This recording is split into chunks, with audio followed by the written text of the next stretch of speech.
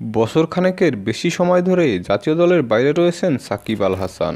এমনকি তার আন্তর্জাতিক কেরিয়ার আর লম্বা করতে পারবে কিনা তা নিয়েও অনিশ্চয়তা রয়েছে। তবে বিদেশি লিগে নিয়মিতই খেলে যাচ্ছেন সাবেক এই বিশ্বসেরা অলরাউন্ডার। বর্তমানে সিপিএলে খেলতে ওয়েস্ট ইন্ডিজে অবস্থান করছেন সাকিব আল হাসান।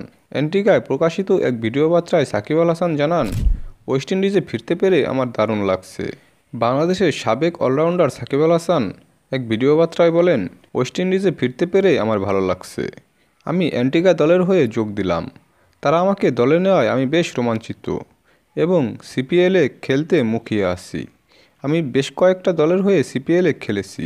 তবে স্যার চিফ রিচার্ডের সঙ্গে দেখা করতে মুখিয়ে আছেন সাকিব আল হাসান, এমনটাই জানিয়েছে বাংলাদেশের এই তারকা অলরাউন্ডার। প্রসঙ্গত, আগামী শুক্রবার পর্দা উঠবে সিপিএলের ত্রয়োদশ আসরের উদ্বোধনী ম্যাচেই সাকিব আল হাসানকে মাঠে দেখা যাবে বলে আশা করা হচ্ছে।